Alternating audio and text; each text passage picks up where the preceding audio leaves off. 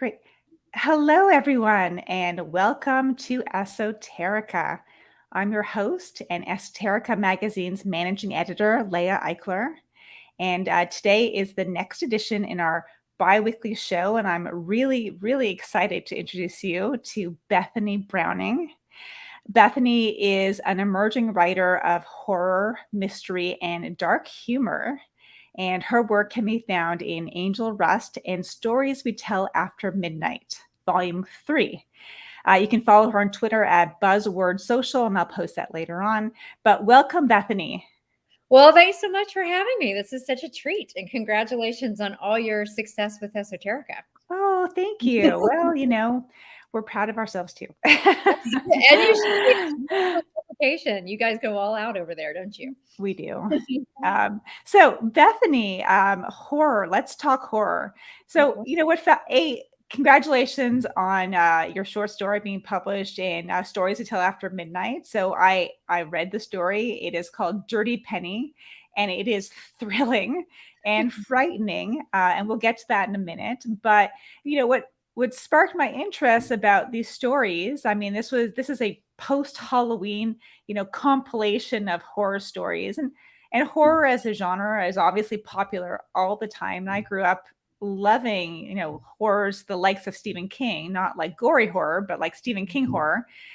But, I found, in the last 2 years living in a pandemic, my appetite, perhaps my stress levels are high, and it's hard to read scary stories. So tell me, like, do you still read scary stories right now? I do. I do read scary stories, and I love reading scary stories. I've always loved reading scary stories, though. So for me, it's been kind of a lifelong continuation of what I've always enjoyed. So no, I haven't put them down during the pandemic. I think what's changed is that I kind of shifted from trying to write comedic women's humor. Mm-hmm. So full disclosure, Leah and I have known each other for a while, and supported each other's work, and seen my full evolution of a writer. I mean, you know what I started as, Mm-hmm. and then I wrote a very lighthearted, very PG, cozy mystery. But I found, I guess, during the pandemic that I was having much darker feelings, Mm-hmm. and just decided to explore some of those things as well. In my career, my day job is as a retail copywriter. So I write a lot of puns and sort of funny headlines for a national retail chain. And there's not a whole lot of room there to explore the darker side of anxiety, depression, fear, alcohol use disorder, all of these things that play in Dirty Penny. Mm-hmm. And with a lot of time to be at home and kind of considering the state of the world and generally broadly everything that's happening, I was having some dark feelings that I felt that needed to be expressed. Well, I mean, yes. So you gave away that we know each other. So yes, I mean, I was going to leave that for the end as a surprise, but yes, Okay. I'm sorry. that's okay. We can tell everybody that we've known each other for years, and that we share our work, and we probably text daily, but it's all good because now we're here in front of everybody and talking about your brilliant horror. So okay, so tell us about these dark thoughts. I mean, so what dark thoughts come to you in terms of like writing this story? So you know what, maybe let's backtrack. Can you tell us all about Dirty Penny? What happens in the story? Just a sneak peek. Well, what's Dirty Penny was kind of a surprise. I'd actually it started out being something very different. I'd read a news article about a woman who was on her way to the hospital giving birth to a baby in the car. And there were two of them. One of them was driving, one of them was giving birth, and she actually gave birth to the baby in the car. And then they got in a car accident, and when they woke up, the baby was gone. And I was like, well, this is a perfect. So it kind of started out as like, that's crazy. I didn't know that. More bonkers than what I wrote. Then I thought, well, nobody will believe this. So let's change it around a little bit. So the story kind of started as like, maybe there was this alien abduction thing. But that's not what it ended up being. What it ended up being was the story of a woman who is still haunted by the trauma of her family trying to sell her at a young age, and feeling like she wasn't sold. She got out of it, but she felt her whole life like she was still being hunted. Like this person that tried to buy her was still out there hunting her, and she'd become, sort of darkly in her own mind a lot, and with alcohol abuse, kind of drinking and feeling paranoid and not wanting to leave the house. And then finally one day she's forced to leave the house, and then she's forced to confront whether her paranoia was real or not real. And I'll Yeah. leave the ending to Yeah, the please leave the ending. Don't give it away. Especially, so that's basically where the story came from, but then it just Right. became my own because, you know, I've had struggles with addiction in my family and Right. myself, Yeah. and have had dark thoughts of not wanting to leave the house or feeling, you know, paranoid about certain things that were going on, and I just kind of wanted to explore in fiction how those Mhm. things feel if you're put into an extraordinary circumstance. So So it's really interesting. So, you know, um, I mean, when you read horror, especially at a time, you know, when people's anxiety is quite heightened, I think there's an underlying, you know, sense of anxiety right now. I mean, what is the physical or physiological reaction? I mean, do you feel better after being kind of transported into something scary, or does it take you away, or is there some sort of chemical reaction in your body where you feel, you know, more relaxed after, you know, getting to the climax? Like, what happens? I think I do when I'm watching and reading other Right. people's things, because you're living vicariously through another character and you're identifying with emotion rather than taking yourself through it Right. in a different way. And so, and I like being scared, just sort of in general. You know, it makes my cold dead heart feel something. I enjoy, you know, anytime a story really grabs me, like a movie really grabs and really scares me, I enjoy that heightened sense of Right. adrenaline.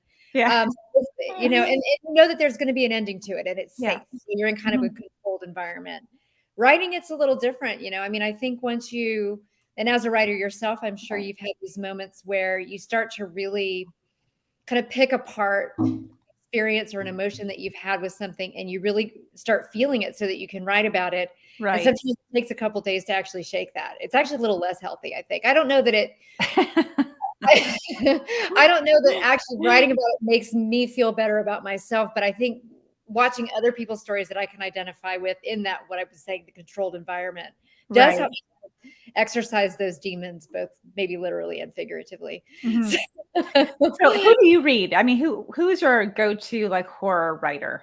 Well, I mean, Anne Rice, Yeah. certainly, you It's know, actually kind of a odd week to be discussing this. We should talk about Anne Rice. So tell me, I yeah. mean, what was your favorite novel of Well, hers? Interview with the Vampire, I think, was Yeah. probably, I mean, the first horror I remember reading and having it really affect me during my daytime hours. You know, I read it in the early 90s, and I remember walking around for Right. several weeks feeling to see if the fangs had grown. You know, you're doing this. Very obsessed with vampires. But then, you know, also right now I'm reading a great book called My Heart is a Chainsaw, and I think the author Oh. is Stephen Graham Jones. I think Mhm. that's correct. And then it's about slasher films, essentially. So I've always watched slasher films. I've always read a little Mhm. bit of horror here and there, and you know, I'm just kind of open to anything. But Anne Rice was probably my first, and then who hasn't read Stephen King? All the big ones, you Right. All the big ones. know. Are you reading any horror now? Yeah, I'm reading My Heart is a Oh, yeah, Chainsaw. that's it. Okay. And so Yeah, how do you and okay, tell us a little bit about the book and well, are you I'm scared still at getting night? through it. So it's kind of about the final girl in a Right. slasher film. So the main character is an indigenous young woman, and she is obsessed with slasher films. And Mhm. so I'm not quite sure where it's going yet, and I don't know the ending, but she's kind of involved in something that's a real slasher situation that happened in her hometown. So I'm Mhm. just waiting to see where we go with that. That's fun. That sounds like fun. Yeah. And, okay, so before I forget, I would like to know where people can buy, Stories We Tell After Midnight. So where is it being sold?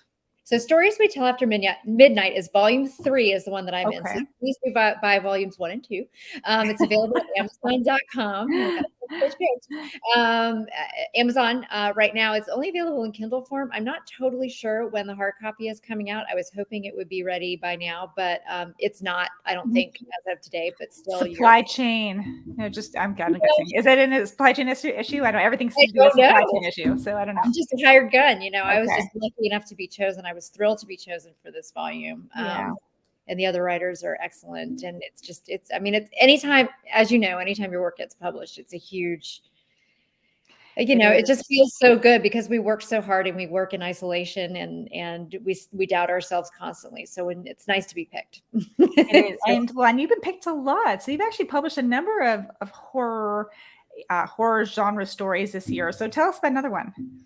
So Sputnik is another story that I have out right now in a magazine called Angel Rust, which is online. And I believe they're just angelrust.com, maybe angelrustmag.com. I'm not entirely sure, but that's really more of a psychological horror of two old people who find themselves in a situation that is untenable, but they don't know how to get out of it, and the sadness that is sort of inherent in committing to something, whether or not it's healthy for you. So that's basically what that one's about. And there's a dog. So and I was going to say it's about a dog, and I think people can relate to that right now because lots of people have bought dogs during the pandemic, and to greater or lesser degrees of success, right? So, well, dogs are like, they have their own personalities, and sometimes they fit in your family, and sometimes they don't. And what happens when you love that little beast more than anything, but he's just not a good fit. Right. And then, you're stuck with them because, we normally don't get rid of our family members. I guess some people do. I mean, you didn't, and your dog was, a hellish nightmare, and you lived with him for many, many, many years. So, it's. You loved him, but boy, I know. I'm sorry. I'm sorry. Yeah. And so, well, anyway, on to happier news. Yeah. So that story's a little bit about a dog. It's more about kind of sticking through things when long past the expiration date. And then the story I have coming out tomorrow in a magazine, Filth Literary, which I could not be prouder. I need to look that up ASAP. I mean, what a beautiful name for a magazine. Okay, Filth. Yeah. Filth. What filthy stuff are you going to be writing in Filth? So what Filth picked up is a story called Petaluma, also about dogs. I have kind of a running theme. And this one is what happens when a shoo-in to win an ugly dog contest doesn't win, and how they respond to the question of who beat them. What was it? So I think that's kind of, we go on a little bit of a journey with Igor and Vegas the dog, who's the ugliest dog in the world, and how he loses the ugly dog contest and what happens after that.